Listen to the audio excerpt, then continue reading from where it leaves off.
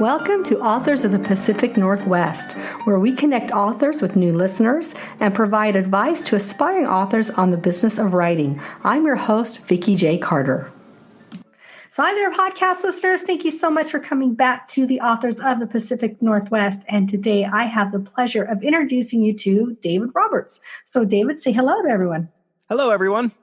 I'm so grateful David has a really perfect, solid name for me to say. If you listen to the podcast, you know I stumble on that. So fun thing, David found me to come on the podcast, which always makes me super excited because I get to learn as much as you listeners do as we're talking with David. So David, why don't you start out a little bit by telling us what state in the Northwest you live in? Well, I'm a resident of Tacoma, Washington. I've lived here since 2014. Moved here from Kansas, actually. But I've bounced all over the United States. I've lived in New York and Arizona, New Mexico, California, Florida, Massachusetts, and now the Pacific Northwest. So, David, what part of Kansas are you originally from? I lived in Wichita. Wichita. Okay. So were you a Chiefs fan? Actually, believe it or not, I actually grew up in New York. So you were a transplant from New York to Kansas. Right, yeah. My wife, though, she is from Wichita, and she is a Chiefs fan. Yay, go Chiefs. I was pretty excited. So this is the way after Super Bowl. Everybody knows I'm a Seahawk fan, but my second team of choice is Kansas City. I love Mahomes, and we got to see him play, and our grandkids are in Missouri. So awesome. we're kind of, on the Kansas City thing. So great. Okay. So you have made your way to the Northwest. That is right.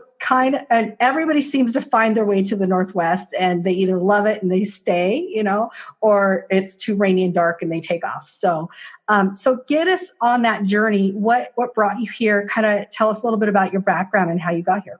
Yeah, well, actually, the move was precipitated by my wife. She's in the military. She's in the Air Force. Oh. And she had an opportunity to transfer from her base, McConnell Air Force Base in Wichita, to Joint Base Lewis McChord here in Tacoma. And once that started, I immediately started looking for a job for myself since I'm a civilian. Mm-hmm. And I ended up getting a job at a small university in Seattle. Oh, okay. And then her paperwork went through and the rest is history. Awesome. I'm no longer with that university. It's a long story. Don't really want to go into it. I totally get it. I'm in higher ed. Don't need to explain. Yeah. But then I got hired on at Xerox, which had an office in Seattle, until a year after my employment. After they hired me, they closed the Seattle office and with it my job. And that's when I discovered the plot for my book. Super cool. In the period there where I got the pink slip when my daughter was 6 weeks old. Oh. And then as I'm collecting unemployment and trying to find a new job, I discovered the plot of my book. Okay. I love that story. I know at the time you probably were like, what the heck am I going to do? Right. Yeah. And you're getting unemployment, even though Washington unemployment's rock and roll. It's pretty great here. So, but still you're probably devastated and you wrote through that and got the plot for your book. So I commend you. And I think that's amazing. I have found so many authors and even myself, it's hard for them to write through the struggling times. It's easier to write when you're feeling great, but when you're down and out, that's the hardest time to write. But I think that's when we get the best storylines and the best content is when you're down and out, I feel like. Yeah. And in a way it was therapeutic, even though I wasn't writing about the layoff and writing about the frustrations that I had because of the powerlessness that I felt, because somebody, in a really expensive suit in New York City decided that my job didn't matter anymore. Mm-hmm, mm-hmm. So by finding this plot line and finding this story and doing the research on it, it allowed me to focus and get that negative feeling, somewhere else in my brain. So I didn't have to focus on it. Yeah. Yeah. And I love it. And then you have the time to do it. You didn't have to fight the job thing, right? That's so super great. Yeah, every time the boss walks by, you just close the Microsoft Word document that you're working on or whatever. Yeah. Anybody that knows about side hustling, they know what we're talking about when you're just trying to sneak around or you're just exhausted, Right. So very cool. Okay. So, tell us a little bit. I always like to ask a couple stumper questions that maybe you weren't prepared for. One is, we're always told as authors, you probably know this because you listen to a few podcasts too, to read. We need to be good readers. So what is sitting on David's reading shelf right now? So right now, I'm reading a book by Connie Goulden called Stormbird, which is the first book in his War of the Roses series. And I actually read him when I was in college. It was called Conqueror, I think it was the first book of his Roman Empire series. And I read it, loved it, and then I kind of just forgot about him. And then about 2 months ago, give or take, I was at the library with my daughter, and I'm looking for a book actually for my wife that she wanted to read. And then I found this book, and I'm like, oh my God, I remember this guy. Yeah. And that's what I'm reading now. It's like finding an old friend, right? And you're like, oh, I forgot you had so much to say. I love it. I like to read. There's like two kinds of books that I like to read. One is, books that I can read just to clear my head. And usually that's like, a book about a rock band I like, or something like that, or an athlete I want to learn more about, just to simply clear my head. And others is to teach me, and others are books to teach me how to be a better writer. Yeah, exactly. And a better storyteller. Yeah, I have those two. Goulden is like that. I have those two streams going too. So are you a one book reader or two book reader? Do you have to concentrate on just one thing at a time when you read? Yeah, kind of. When it comes to pleasure reading, I'll read one book at a time, but I'll also have like other books for research that I'm reading as well, fairly closely. Yes, research books. I mean, that's like my thing. So just developing a whole new thing for my podcast listeners, and you're hearing this. I think I mentioned it on another podcast, but I'm a librarian. That's my traditional training. And I found so many authors struggle with research. And so I'm starting a whole service of helping authors with researching. Just got 2 people on there testing it now. So I'm kind of excited to see how that goes. And I also wrote an entire course on researching that I'm going to hopefully launch this year as well. But I found that I collect books because of research. So I may not go to them right away, but I'll have like a whole stack of specific time period or books sitting around. And I'm like, I know I'm going to need that someday. So I'll stack it away for research. My poor husband has to move them sometimes. He's like, really, do you need all these books? And I'm like, do you really need to ask that question? Of course I do. So David, did you discover you were a writer early on in life and this story just came to you? Or did you discover you're truly a writer when you were in this process of writing this book? So this is a kind of difficult question to answer because early in life, I was diagnosed with a learning and reading disability. And I actually had to go to a special school for students who are dyslexic and learning disabled. I'm dyslexic as well. So get out of town. Oh, yeah. Struggled with it my whole life. It's challenging. Yeah. It really is. And so I didn't really learn how to read for pleasure until I was like 16, 17, 18 years old. And believe it or not, the first book that I really read from cover to cover for fun on my own was a book about the rock band Iron Maiden. And but hey, it's a book, and I read it. You read it. Oh, no, I love it. It's not To Kill a Mockingbird, but You're talking to a rock and roll girl, so we're fine on that. Yeah, and before that, I would literally take like a year or two to read even like Stephen King, and even then, I probably didn't even read it all the way through. And so for me, reading was work. Reading was a chore, and writing. I did the concept of writing something other than like a research paper or a short story for a class.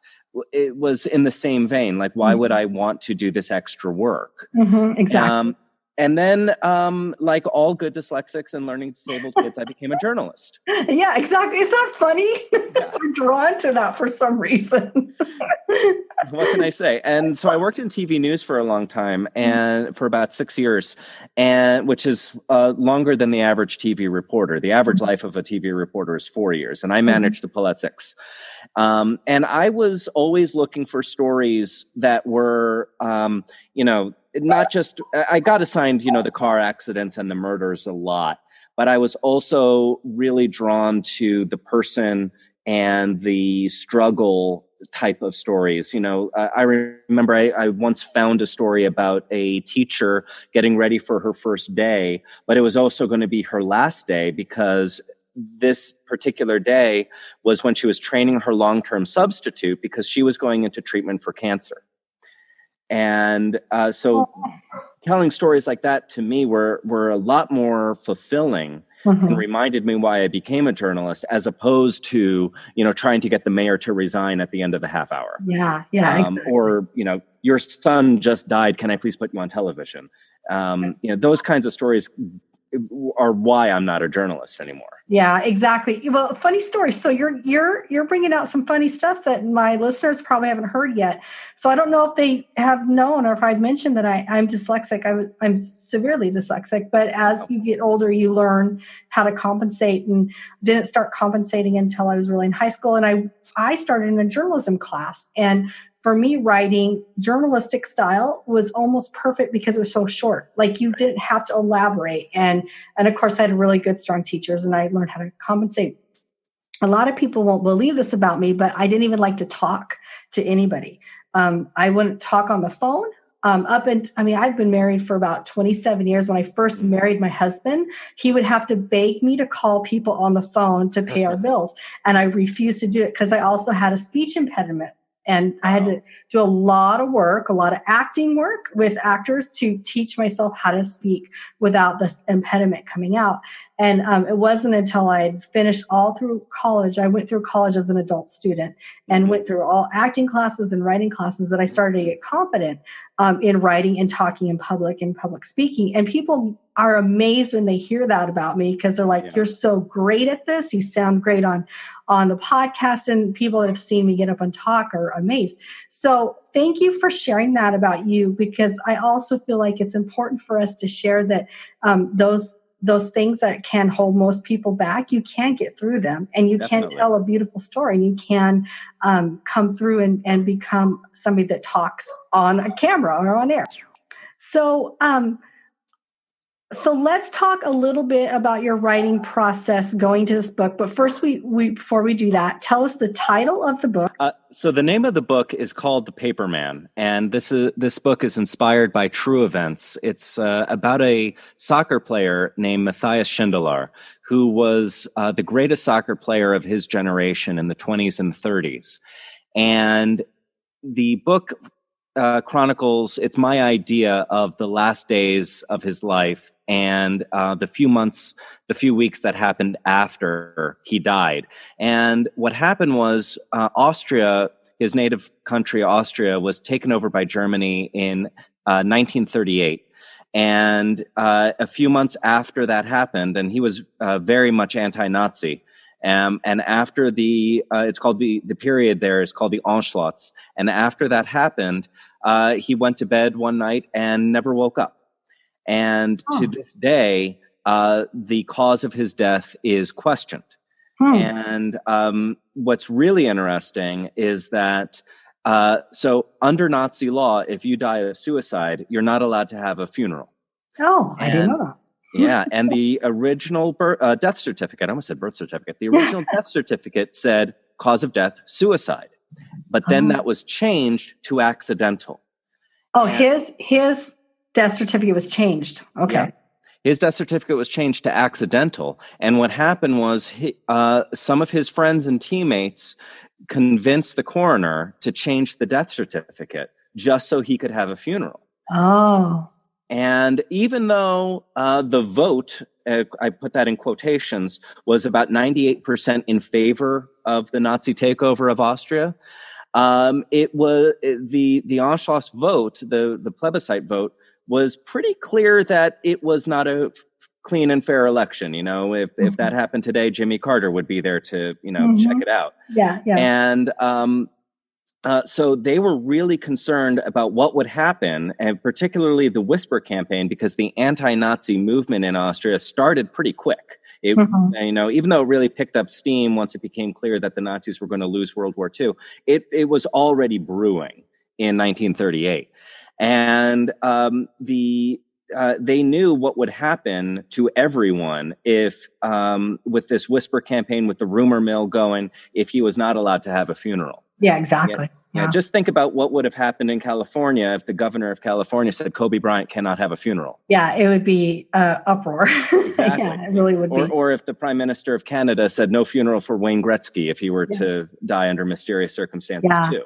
Yeah, very interesting.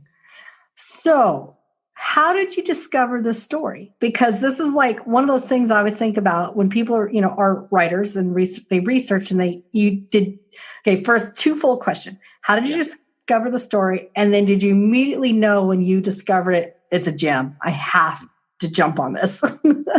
Yeah. So the answer to your second question is yes. Yes. Because I literally got goosebumps on the back of my neck and on my forearms and everywhere when I found out when I stumbled on this. So the way I came about this was so I'm a bit of a lifelong soccer fan. Mm-hmm. And I'm always curious about the history of the game and whatnot.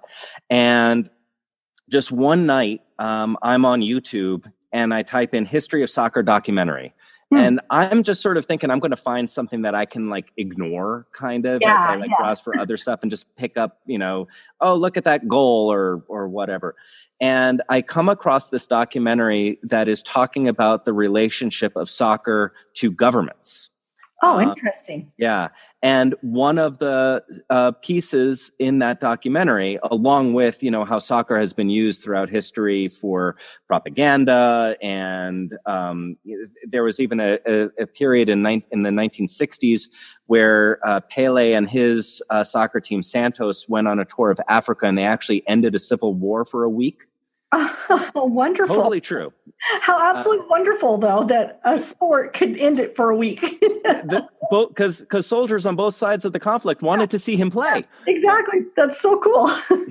And one of the aspects of this documentary was about Matthias Schindler.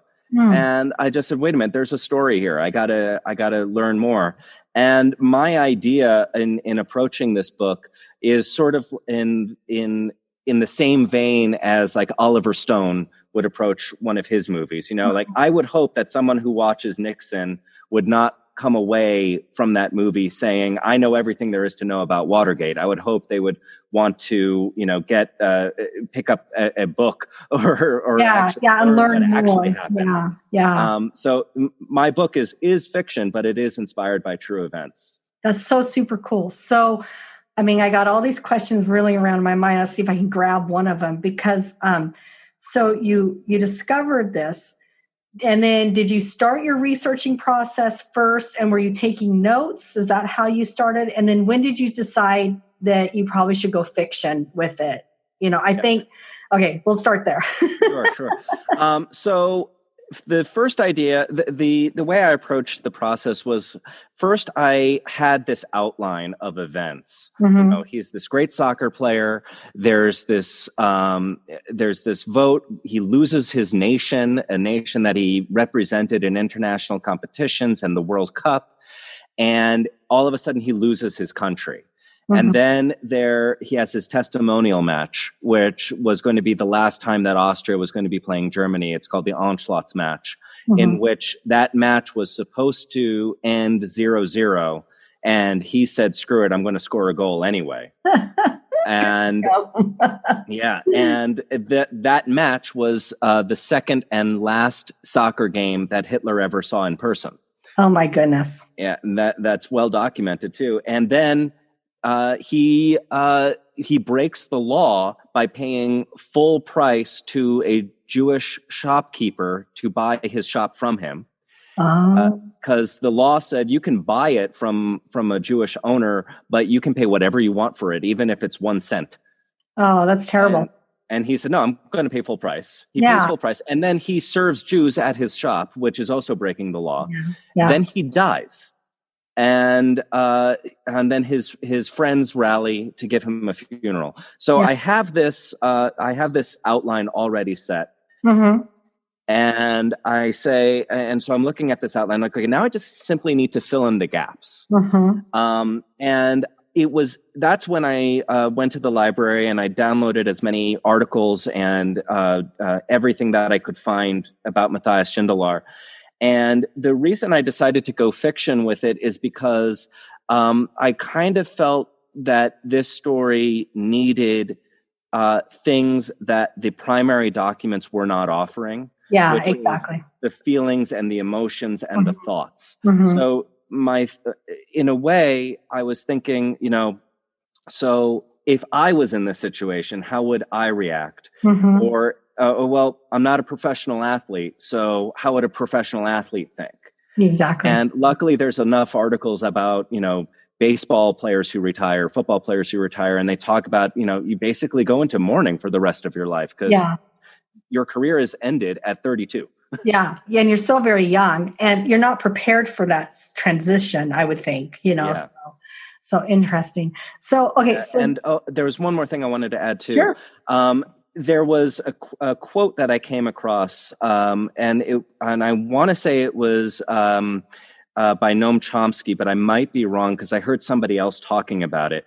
And he said something to the effect, and I'm paraphrasing here, he said something to the effect that people know more about their local sports team than they do about their local government. Mm-hmm. I think that's very true. Yeah. And Bill Maher, who I heard this from, made it sound like, we need to look down our noses at the people who know more about their local sports team than they do about their local governments. But I heard that and I think, no, that makes total sense because your sports team does a better job of representing your community than your local government does. And we can relate to sports players and sports teams more than we can to politicians or politics. Exactly. Yeah. Well, very cool. So I took that and my excitement for the story and I ran with it. Awesome. Well, I love having history retold in fiction, especially history that has a hard time to fill in all the back pieces or accuracy. So because I'm a librarian, I love research to be completely accurate. So if somebody's going to write a biography or something like that, I want to know that you got the information from firsthand accounts, as close as you can. So, but I know that that's impossible for a lot of us, and so I love having that. What you've done is taking a really amazing historical action and thing that happened in history around a really tumultuous time of craziness, and you could retell a story of somebody that's going to maybe cause people to go and say, I want to know more about this part of history. So very cool. Awesome. Okay. So you had the book published. There was a manuscript. Thought it was great. Then what did you do? Did you decide immediately you were going to go a traditional route, or are you traditional published, and kind of walk us through that next process for you? Sure. So, as you know, being a librarian, you can't do research in a week. Oh, no. Unless you're a college student, then you can do it the day the papers do. Yes, and they usually Google, and that's naughty. Yeah, or you just copy and paste Wikipedia. That's right. That's even worse, people. So, in the period of time between my layoff from Xerox and this book being published, I did get another job, but it was basically a dead-end job. And it was pretty clear after being there for a little bit of a period of time that I was either they were going to reassign me, which would force me to quit, they would fire me, or I would have to quit. It was just going to be one of those situations. Lesser of three evils, whatever. And thankfully, my wife said, you know what? I'm making enough money. This is not what God put you on this earth to do. Go ahead and quit. And this was in October when we finally made this decision. And NaNoWriMo was just around the corner. Yeah. And basically it was like, you know what? I have this research that I've been doing for this book that I'm going to get around to writing one day. Why not next week? I love it. Why not make next week one day? And NaNoWriMo, National Novel Writing Month, write a book in a month. Yeah, I did it. Yes, man. My first book I'm working on editing was from last November, NaNoWriMo, that I wrote during that time. Yeah. And as I'm starting, to collect my notes and to collect my outline and everything, I come across a post from Blue Forge Press on, it was either Twitter or Facebook, I can't remember which one, where I saw it.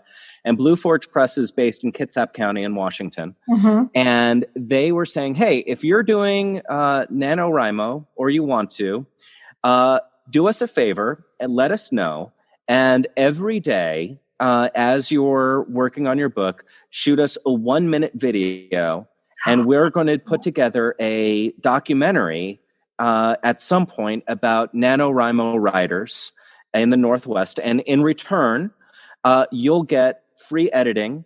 And if we like your book, we'll offer you a contract. Heck, I would have jumped on that last year. Yeah. That's awesome. I basically had the same response when I said that. So basically, I just need to shoot a video, and the worst you say about my manuscript is no. Yeah, exactly. But you're getting in front of someone, right? Plus mm-hmm. that weekly video or daily video that you're doing is helping to solidify your story, Yeah. So either way, you're getting this massive experience that a lot of authors don't have. So that's so super cool. Yeah. And so I just started plowing through the book, started writing. And as I was writing it, I would send little snippets to my mother, and because she's more of a reader than I am now or ever was, and probably ever will be. So it's like, if you know good writing, am I making sense? Is this any good? And one of the other good things, though, is because, I'm pretty soccer literate. She doesn't know the difference between a soccer ball and a football. Yeah. God bless you, Mom. I love you. Well, she knows a football, so we'll take that. Yeah. So there were a lot of moments where she would come back to me and be like, I don't know what a 5-3-4 is or whatever. Yeah. I'm like, oh, okay. Yeah. You don't know the soccer talk. Yeah. Yeah. No, that's good though. That's very good. She did that. But the other thing, though, is she's also well-versed about World War II. Oh. And so there were a lot of things that I was finding and things that she would know and help me, flesh it out a little bit in that sense. But also, I just want to correct myself there. This is about a soccer player, and I do talk about a soccer game, but this is not a soccer book. Gotcha. But people that aren't soccer people like me they'll understand the story, but people that understand soccer history and soccer games will also be drawn to it. So and also people who know who are curious about World War II from an aspect from another aspect other than the Jewish point of view. It's there's a lot of atrocity and a lot of horror about World War II that isn't that goes beyond just the Holocaust. Yeah. And that's not to belittle it at all, in any stretch of the imagination. But, it literally touched all aspects of society, the Nazis' influence.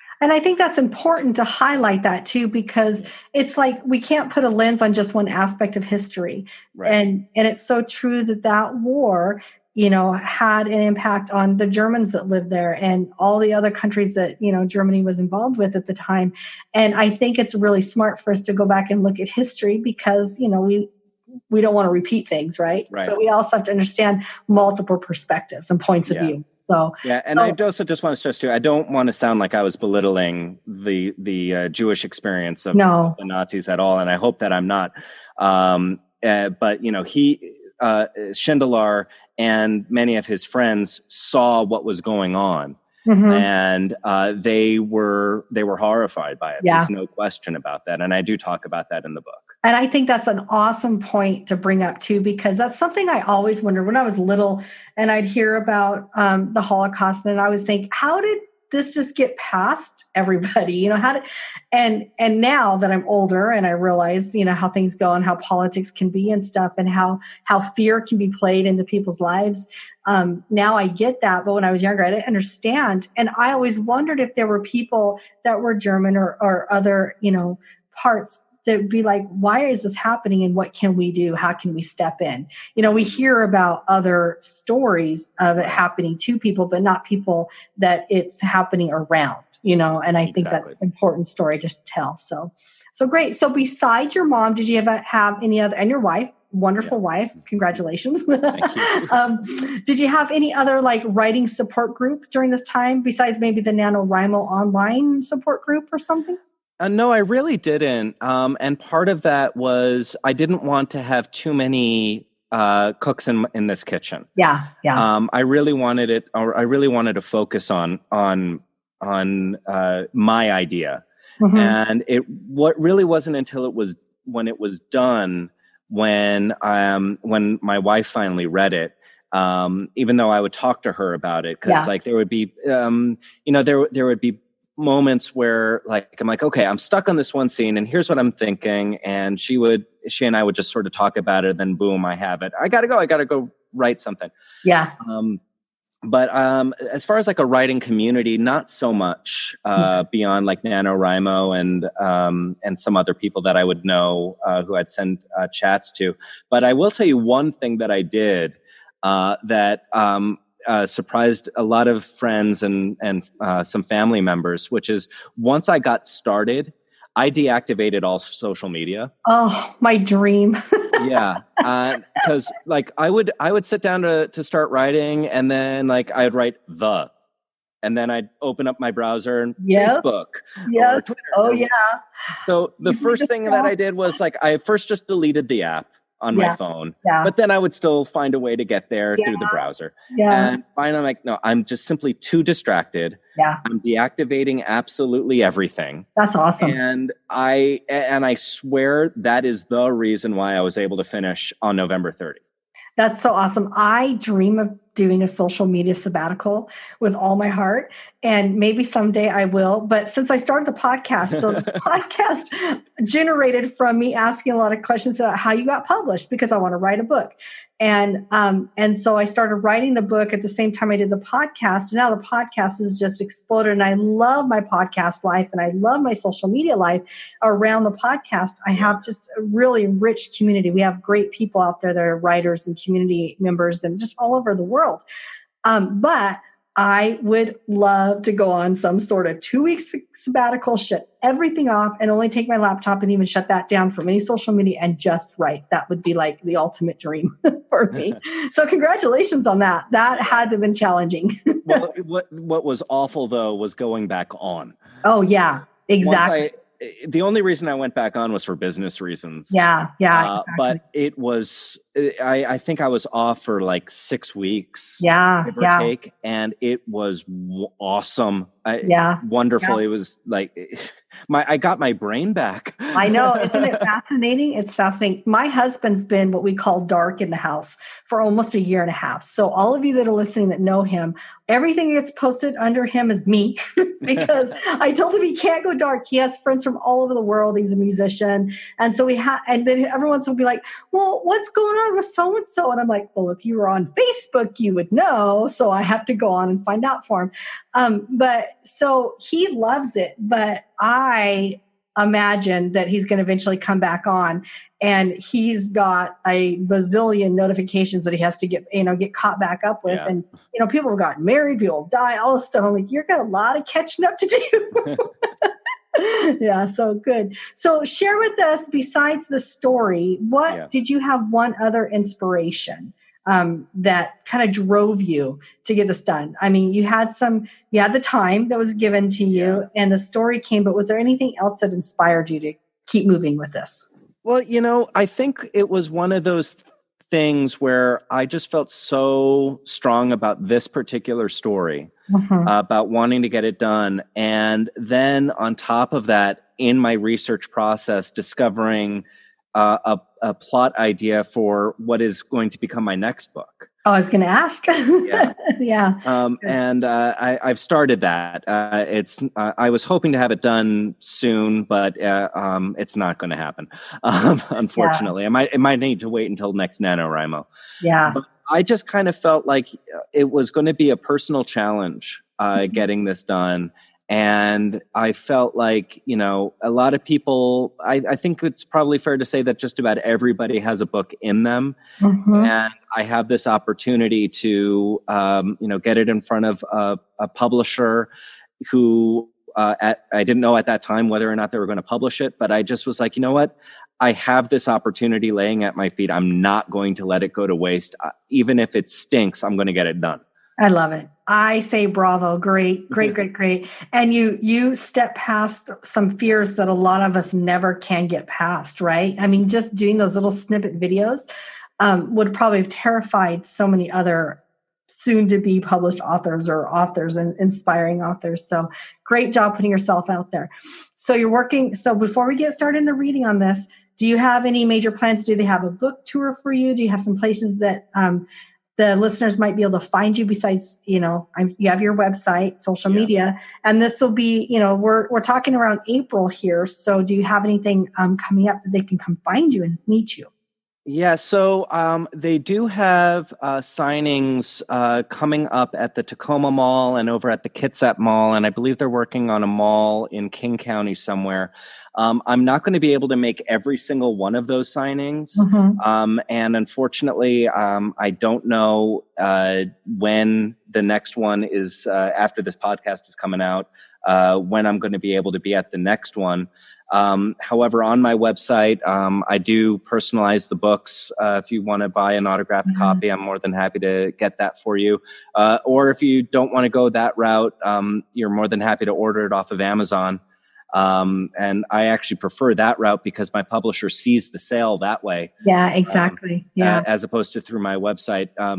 Even though I make more money when you order it through my website and you buy it from me directly, I want my publisher to still know that people are getting the book. Exactly. Well, we'll make sure, David, that in show notes, your contact is there. They can find you on the website, and they can also, we'll make sure that everything's there for them. So, David, why don't we set the stage for reading? Share with us whatever backstory you want to share right before you do the reading, what you can. And then I'm going to go quiet because the dogs are barking again. It's okay. So the section that I chose in the story, Matthias, the onslaughts has already happened, and Matthias has just met with his head coach, and he's walking home, and he bumps into the president of his professional club, which is called Austria Vienna. And it was announced that the celebratory onslaughts match was going to happen. Hitler had not yet signed the treaty, which joined Austria and Germany together, but it was clear that it was going to happen. And Austria bumps into the president of Austria Vienna, which is, like I said, his professional club. And this is when he is formally convinced to play in the onslaughts match. And fun and exciting things are about to ensue. Let me just get a little bit more light. The Praterstadion was where he played many games with the national team. It was the home stadium for Austria Vienna. On this chilly March afternoon, the cathedral of football was draped in the rays of the setting sun. Shadows cast by the pillars stretched over the cobblestone street. The door to the equipment office creaked open. Carrying a leather satchel, Dr. Michael Schwartz stepped through the doorway. He had served as president for Vienna since 1910, and bringing Sindelar to the club was one of his proudest achievements. As Michael left Vienna's office, he looked behind him over his shoulder. The team secretary, Egon Ulbrich, stood in front of the door to the office. Two Nazi officials stood behind him. He was trying to hold back his tears. The last thing he wanted to do was let the Nazis know he was weak. Michael walked out of the stadium, and as he closed the heavy wooden door behind him, a wave of nostalgia swept over him. As he gazed at the Vienna crest, the club's initials inside a purple circle, the letter A being the largest and in the middle, he thought about the days when the only worry he had was whether or not Cindy would be healthy enough to play on game day. But those days were now long gone. He was upset that what was happening was something that he saw coming. He left the letter he had just received that morning on his desk. As Egon handed him the letter, his hand shook with fear and sorrow. His voice cracked, and he struggled to say the words he was ordered to say. "Herr Doctor," he said. His throat was filled with the urge to cry. "I'm so sorry to have to say this, but I'm afraid your time here at Vienna is ended. With the seal of the party, an eagle atop a swastika in the letterhead, it said he had 12 hours to vacate the club. He was one of many Jewish soccer officials across Austria who received letters just like this one. He did not put up a fight as he read it. He listened stoically at the explanation from the officials. Germany now ruled Austria. All Jewish influence in all sporting activities was illegal. All sporting organizations, both professional and amateur, had to purge from its ranks all Jews. Players, administrators, secretaries, everyone. No one was exempt. Michael would not be compensated for his significant financial investments. His decades of devoted service and talent and hard work would be vacated and essentially ignored. He simply had to collect his personal belongings, sign over all ownership of the club to someone chosen by the party, and leave. "Thank you, Egon," Michael responded, placing his hand on his shoulder. "I understand. Please know this is not your fault. I am not angry with you."